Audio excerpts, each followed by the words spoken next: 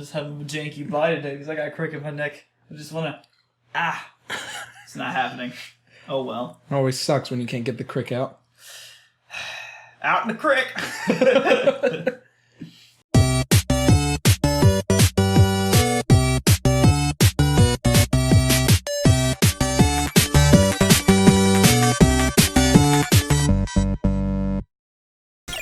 What's up, everybody? Welcome to another episode of Murph Dat Gaming. Man, that caveman is just letting you have it. He is not happy. He's going to town. Oh, hey, burger! He turned into a burger. Man, I could go for a burger. Hey, Wendy's Baconator, only $9.95. You're making me hungry for Wendy's. Dadgummit. You're making me hungry for Wendy's. Maybe one day. Maybe one day. That'd be nice. Maybe whenever our loans come in. Sorry, I'm pretty sure we've complained about this in some episodes, but the town that we go to our college in is just nothing tier. There's absolutely nothing. There's 2 Subways, McDonald's, and that's about it for commercial stuff. There's a Popeyes and a KFC, but oh yeah, there's also a Taco Bell. Oh yeah, Taco Bell. There's that. I mean, there's not there's stuff, but there's not much variety. That's I don't know. I'd much rather at least wish there was like a Burger King, so at least I could get a different tasting, than McDonald's. It'd be nice. Yeah, I completely understand that. By the way, you remember when I said I needed Scooby snacks? Yeah. I don't need them now. You don't? Yeah, no. Look at this. Look at all these that I'm getting. Oh well. I'm just saying that I was afraid I would have to go farm for some more, but I don't need to. Oh, I forgot about this. Okay, so basically what this allows me to do. Oh, so you can like plummet and shock? Wait, what? I can hit things that are on the ground now, like switches that are like on the ground. I don't know if you've seen any as we've been going through, but there have been some that have been like on the ground. Actually, I just remembered that I need to find a warp because I know this game is really weird because you know how I said every time you get a power up you have to go somewhere else? Yeah. Well, basically, I just got a power-up, and, like, I ventured all this way for that one power-up. You know, we started with the galoshes over by the fish place. Yeah. And we ventured all the way for that one power-up right there. And that power-up is going to take us all the way back somewhere else, so that we can venture forth through that. We've only found, Velma this whole time. Yeah. I think the next person we find is Daphne. I may be wrong. I don't know. Fred. Oh, one thing as long as we're talking about... there's one over here. As long as we're talking about Scooby-Doo. Actually, I know early in one of the episodes, you said that the newer Scooby-Doos are just kind of weird. Yeah. To some of their respects, they have kind of tinkered with their personalities in some ways. Like, one of them is that Freddy's personality is now that he's obsessed with, like, making traps. Like, really? Yeah. Like, he had, like, there's an episode where he, like, here, let me show you all my traps that I've made. And he just opens up, like, this book full of, like, pictures of all the traps that he's made. Oh, my God. It's actually, I thought it was really neat. By the way, do you remember this, real quick, I didn't mean to interrupt you, but you remember this place? Sort of. This is where we got the helmet.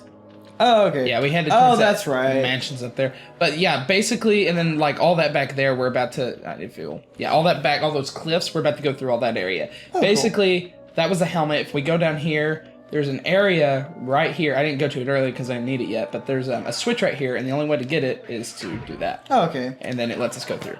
Yeah. Oh, one thing I'm noticing, like, can you only walk on the pads? Because I noticed you can't, like, walk off into the background or anything like that. What do you mean, like? Like, when you're on the trail, there's a grass, there's there's invisible walls. Oh, okay. Yeah. I was wondering, because, like, you're staying pretty consistent on the path, and, like, he's either really good or it won't allow him to go past it. Yeah, it won't let me. Okay. This move right here that I'm doing, this one, it gets an upgrade later. If I do it near enemies, it stuns them. Oh, that's cool. Yeah, I don't use it. Keep them from being a bigger pest, it would seem. Right.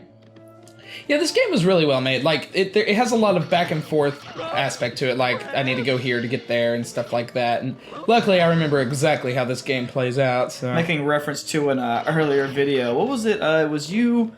Owen and Christian were playing like a Looney Tunes game or something like that. Oh, Tiny Toons, yeah. Didn't have something of a similar element to it where you're kind of just doing you had to go back and forth. Yeah. I didn't play it, Owen did, but like, okay. It wasn't very good. Go watch it right now. That was one of our nostalgia factor videos for all you true veterans out there watching. It was actually our more popular one because we advertised the crap out of it. Like, we posted about it everywhere, and people watched it and didn't like it. So check out a nostalgia factor. Yeah, I mean, I thought it was a great idea. Like, it was interesting. The only thing is that it's really hard to work with Christian and Owen on a lot of things. But they did help a lot in doing, like, more Christian. He taught me a lot of stuff about audio, like how to work it and stuff like that, and how to work my computer and optimize it and stuff. And Owen's just funny. so I think maybe one of the reasons is that they may have felt that it was falsely advertised. Because when you hear nostalgia factor, it sounds like it'll be a conversation about maybe why this game wasn't so great or why it was better than you thought it was or whatever. Yeah. Maybe that might be one contributing factor, but that's just me though. Yeah, I mean, yeah, that's that, and or maybe they just got confused looking for a nostalgia critic. Yeah. Well, I mean, me personally, I thought Nostalgia Factor was a great, like, I think my favorite thing about it was my little intro that I made and the logo. In fact, I loved it so much that it's in our opening for this now, just because I liked it so much. I'm like, well, I'm never gonna use this again. Might as well put it in the TV opening. But like, yeah, like I would like to do it again, but I don't know. I feel like I want to stick more to the top 10s now because those are easier to do and a lot more fun. And Nostalgia Factor is just kind of a rating of old games, which is basically all that we play on this channel. Which reminds me of something that I have not told you yet that I just remembered. What's that? There's this kid in my brother's school. Every time I see him, he's like, so when do I get to be on your channel? And he's one of those guys who plays nothing but Call of Duty. And he's a nice kid, but yeah, I say that loosely. But like, I don't know, it's really funny because he asked Josh why we keep playing old games, and Josh was just like, well, that's all they do.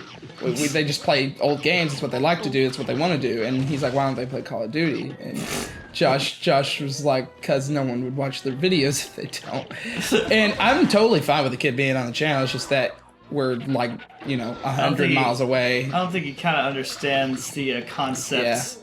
Like, Call of Duty isn't really a game you, like, play and converse about. It's a game where you point and shoot and run around. Yeah, it's a Murph play. Which, if you're watching this right now, just know that. I don't know, like, I may be calling it out, being a little bit of a jerk. But I honestly don't see us doing shooter games. Yeah, I don't either. Like, and yet again, like I said, I'm totally fine with him being on the channel. The closest thing I could think of would be Portal. And even then, I don't think that would work very well, because it's a puzzle game. You gotta be thinking anyways. Right.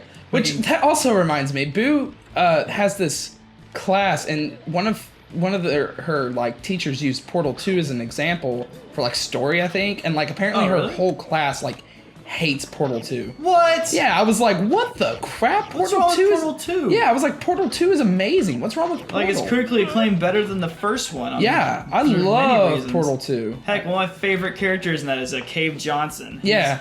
Yeah, Wheatley. Yeah. The reason I like Cave Johnson so much is that he's voiced by the guy who plays J. Jonah Jameson in the Tobey Maguire series of Spider-Man. Yeah. And I just love his character altogether. Like, I honestly wish I had a boss like that. I cheated that. I was not supposed to be able to do what I just did. What was it? Like, he would say dumb stuff like, we have crippled people here at Aperture Science, and they keep asking me to make ramps. And you know what I did? I made a missile. No, don't put any ramps in because ramps are expensive, or something like that. Like it was. My gosh! It was. And he said something like, "Some tech boys told me that they're almost done with their completion on this project. They also told me I should stop making mental notes.